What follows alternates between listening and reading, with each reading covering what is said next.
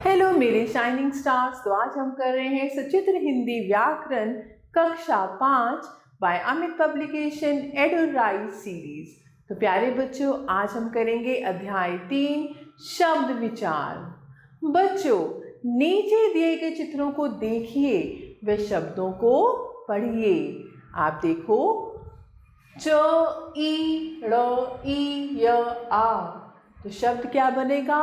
चिड़िया। क र ए ल आ, करेला। स उ न आ र अ, सुनार। तो ऊपर दिए गए चिड़िया, करेला तथा सुनार शब्दों का निर्माण विभिन्न ध्वनियों के सार्थक मेल से हुआ है। सभी शब्दों की ध्वनियां मिलकर एक विशेष अर्थ की ओर संकेत यानी इशारा कर रही हैं। यदि हम इन ध्वनियों के क्रम में परिवर्तन कर दें तो इनका मेल निरर्थक यानी उसका कोई अर्थ नहीं होगा। जैसे अगर हम लिख दें याड़ीची, याड़ीची, ये कोई भी शब्द नहीं है। लारेक, लारेक, रनासु, रनासु, तो ये सभी शब्द क्या है? निरर्थक। तो सार्थक वर्ण समूह ही शब्द कहलाता है। जब हम वर्णों को इकट्ठे लिखते हैं और उनका कोई सार्थक यानी कोई अर्थ निकले तो वो बनेगा हमारा शब्द। इस प्रकार एक या एक से अधिक वर्णों का समूह जिसका एक निश्चित अर्थ होता है वह कहलाता है शब्द। तो प्यारे बच्चों, शब्द के भेद। हिंदी भाषा में शब्दों को 4 आधार पर बांटा गया है। पहला है रूपांतर के आधार पर, दूसरा है उत्पत्ति के आधार पर, तीसरा है बनावट के आधार पर और चौथा है अर्थ के आधार पर। तो पहला, रूपांतर के आधार पर शब्द 2 प्रकार के होते हैं। क विकारी शब्द, वे शब्द जिनके रूप में लिंग, वचन और काल के कारण परिवर्तन आ जाता है, विकारी शब्द कहलाते हैं। संज्ञा, सर्वनाम, विशेषण, क्रिया, ये 4 प्रकार के विकारी शब्द होते हैं। जैसे लड़का, लड़की, मेरा, मेरे, मेरी आदि। अविकारी शब्द वे शब्द जिनके रूप में कभी भी किसी भी स्थिति में कोई बदलाव नहीं आता, अविकारी शब्द कहलाते हैं। जैसे शीघ्र, धीरे, शाबाश, तेज आदि। इन्हें अव्यय भी कहा जाता है। हिंदी भाषा में क्रिया विशेषण, संबंध बोधक, समुच्चय बोधक और विस्मयादि बोधक, ये 4 प्रकार के अविकारी शब्द होते हैं। अब हम करते हैं उत्पत्ति के आधार पर शब्द। 4 प्रकार के होते हैं। पहला है तत्सम शब्द, वे शब्द जो संस्कृत भाषा से हिंदी भाषा में ज्यों के त्यों यानी जैसे हैं वैसे ही लिए गए हैं, अर्थात उसी रूप में लिए जाते हैं जिस रूप में ये संस्कृत में होते हैं, तत्सम शब्द कहलाते हैं। जैसे भ्राता, ग्राम, सत्य, सूर्य, अग्नि आदि। तद्भव शब्द वे शब्द जो संस्कृत शब्दों के रूप में कुछ बदलाव के साथ हिंदी भाषा में प्रयोग होते हैं, उन्हें तद्भव शब्द कहते हैं। जैसे भाई, भ्राता से भाई, सांप, सर्प, गांव, ग्राम, ग्राम का गांव बन गया, सच, सत्य का रूप है, आग, अग्नि, नाक, नासिका आदि।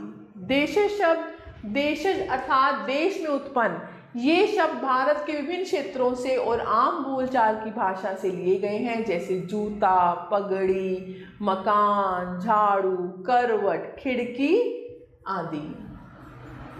विदेशी शब्द जो शब्द विभिन्न भाषाओं से हिंदी भाषा में आ गए हैं विदेशी शब्द कहलाते हैं। जैसे लालटेन, स्टेशन, स्कूल, पादरी, जमीन, बंदूक, सब्जी, आदमी, वकील, सौगात, रुमाल, तौलिया, कमरा आदि।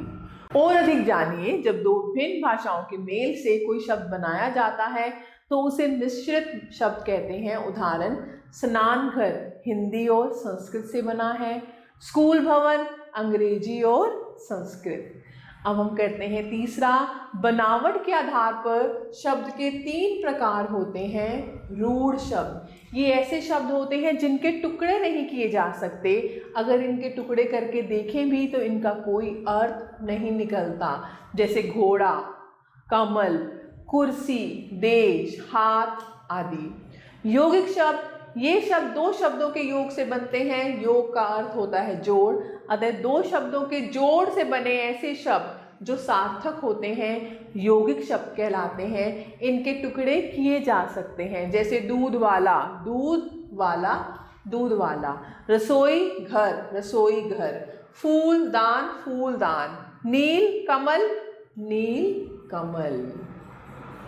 योग रूढ़ शब्द, ये ऐसे शब्द होते हैं जिनके टुकड़े तो हो सकते हैं परंतु उन टुकड़ों का सीधा अर्थ ना निकलकर कोई विशेष अर्थ निकलता है, जैसे पंकज, पंकज, पंख यानी कीचड़ में ज जन्मा अर्थात कमल, नीलाकंठ, नीलकंठ, नीले कंठ वाला अर्थात शिव, चारपाई, चारपाई, 4 है पाए जिसके अर्थात खाट। अब हम करते हैं अर्थ के आधार पर शब्द 3 प्रकार के होते हैं। पहला है समानार्थी शब्द, वे शब्द जो अलग अलग होते हुए भी एक ही अर्थ को प्रकट करते हैं समानार्थी शब्द कहलाते हैं। समानार्थी शब्दों को पर्यायवाची शब्द भी कहते हैं, जैसे महिला, स्त्री, औरत, एक ही मतलब है, एक ही अर्थ है। गगन, आकाश, आसमान, भूमि, धरती, पृथ्वी आदि। विलोमार्थी शब्द, ऐसे 2 शब्द जिनके अर्थ एक दूसरे के विपरीत होते हैं विलोमार्थी शब्द कहलाते हैं। इन्हें विपरीतार्थक या विलोम शब्द भी कहते हैं, जैसे निकट, दूर, गुरु, शिष्य, धूप, छाया आदि। अनेकार्थी शब्द, ऐसे शब्द जिनके एक से अधिक अर्थ होते हैं अनेकार्थी शब्द कहलाते हैं, जैसे अंबर का आकाश, कपड़ा, कपास, वर का योग्य, दुल्हा, वरदान आदि। तो प्यारे बच्चों, मैं आशा करती हूँ आपको समझ आया होगा। आइए अब दोहराते हैं।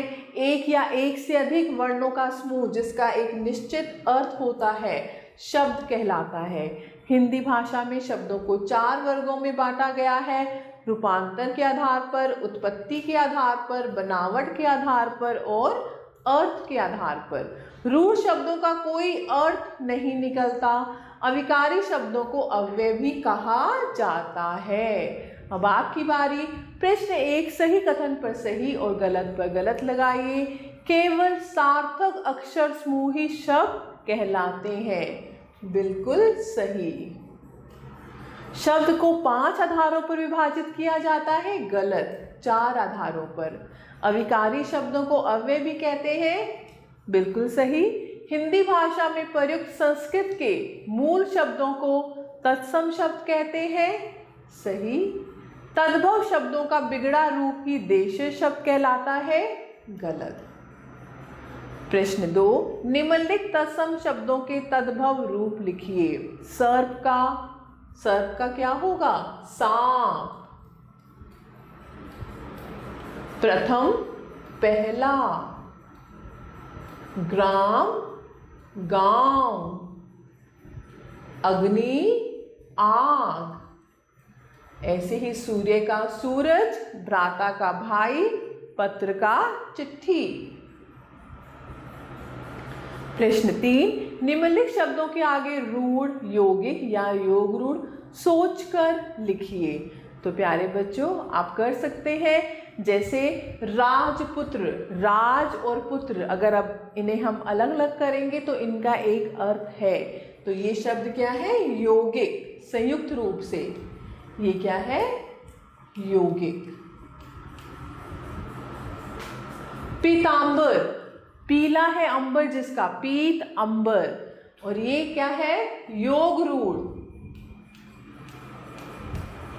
ये एक विशेष अर्थ को दर्शाता है, तो ये है योग रूढ़। ऐसे ही पवन पुत्र, पवन पुत्र, पवन और पुत्र, यानी हनुमान जी को हम पवन पुत्र कहते हैं, तो ये क्या है? एक विशेष विशेषण है, यानी योग रूढ़ है। तो ऐसे ही प्यारे बच्चों आप कर सकते हैं। अब प्रश्न 4, वर्ग पहेली में से देशन, विदेश, तत्सम और तद्भव शब्द छांटिए। तो आपको यहाँ पर वर्ग पहेली है और यहाँ से इन शब्दों को छांट कर लिखना है। ऐसे प्रश्न 5 है, निम्नलिखित प्रश्नों के उत्तर दीजिए। शब्द का क्या अर्थ है, उदाहरण देकर समझाइए। शब्दों को कितने आधारों पर बांटा गया है, उनके नाम लिखो। आप कर सकते हैं। ऐसे ही तत्सम और तद्भव शब्दों में अंतर बताइए। तत्सम शब्द जो संस्कृत से उत्पन्न होकर हिंदी में ज्यों के त्यों प्रयुक्त होते हैं, तत्सम कहलाते हैं, जैसे अग्नि, सूर्य। तद्भव जो संस्कृत से आए हैं और उनका थोड़ा सा रूप बदल दिया जाता है, वो तद्भव कहलाते हैं, जैसे आग, सूरज। तो आप उदाहरण भी दे सकते हैं। अविकारी और विकारी शब्दों के भेद को स्पष्ट करो। तो आप बता सकते हैं, जिनमें विकार जो बदल जाते हैं, जिनमें परिवर्तन आ जाता है, वो विकारी शब्द हैं, और जो नहीं बदलते हैं वो अविकारी शब्द। बनावट के आधार पर शब्दों के भेद की व्याख्या करो। तो प्यारे बच्चों, आप ये कर सकते हैं। तो मैं आशा करती हूँ आपको अध्याय अच्छे से समझ आया होगा। तो ऐसे ही और वीडियोस को देखते रहिए और अपने ज्ञान को बढ़ाते रहें और हमेशा खुश रहें और स्वस्थ रहें। आप सभी बच्चों का तहे दिल से धन्यवाद।